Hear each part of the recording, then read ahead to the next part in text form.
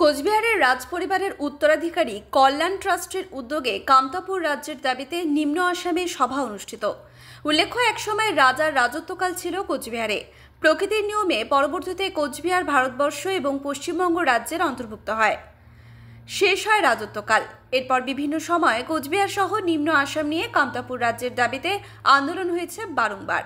রবিবার কামতাপুর রাজ্যের দাবিতে ইউনাইটেড কামতাপুর স্টুডেন্ট অর্গানাইজেশন নামে এবং বিভিন্ন রাজবংশী জনগোষ্ঠীর সংগঠনগুলি একত্রিত হয়ে প্রথম কনভেনশন অনুষ্ঠিত হল অসমের হালাকুড়া উচ্চ মাধ্যমিক বিদ্যালয়ের মাঠে। কোচবিহারের রাজ পরিবারের উত্তরাধিকারী কল্যাণ ট্রাস্টের উদ্যোগেই এই কনভেনশন হয় বলে জানা যায়। উপস্থিত ছিলেন অসমের গৌরীপুর রাজ পরিবারের সদস্য সহ কোচবিহার রাজ পরিবারের সদস্য এবং কামতাপুর আন্দোলনের সাথে যুক্ত বিভিন্ন সংগঠনের সদস্যরা। এতদিন পর্যন্ত কামতাপুর আন্দোলন হয়েছিল বিক্ষিপ্তভাবে। এই আন্দোলনে প্রত্যক্ষভাবে যুক্ত ছিল না অসম বা কোচবিহার রাজ পরিবারের কোনো সদস্য। তবে এবার সরকারি কামতাপুর রাজ্যের দাবিতে তারা যুক্ত হলেন এই আন্দোলনের সাথে।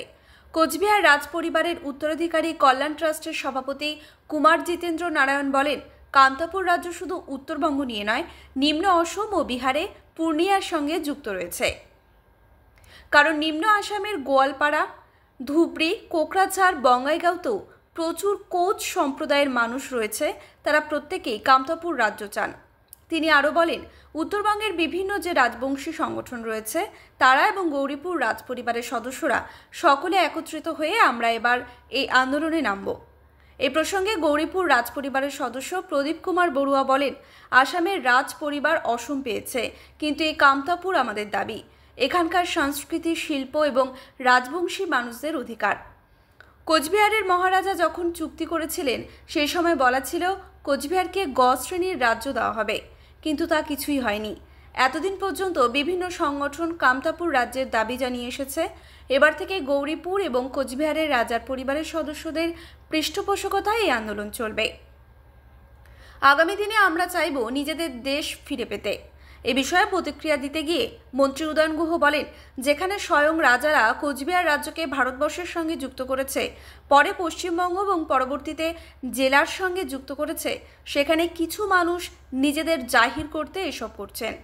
যারা নিজেদের রাজ পরিবারের সদস্য বলে দাবি করছেন তাদের দূরবীন দিয়ে দেখলেও রাজার পরিবারের সদস্য হিসাবে কোনো সম্পর্ক খুঁজে পাওয়া যাবে না।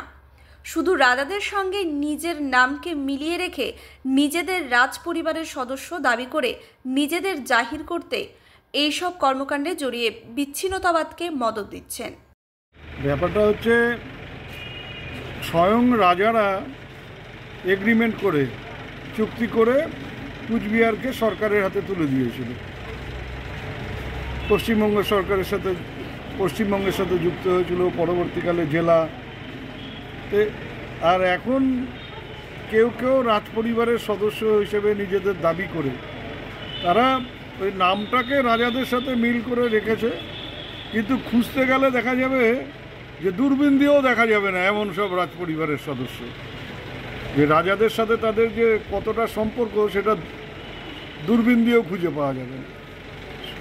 নিজেদেরকে সমাজে একজন কেউকেটা হিসেবে তুলে ধরবার জন্য এই ধরনের কর্মকাণ্ডের সাথে তারা জড়িত হয়ে বিচ্ছিন্নতাবাদকে মদত দিচ্ছে এবং নিজেদেরকে জাহির করবার চেষ্টা করছে। কোনো লাভ নেই।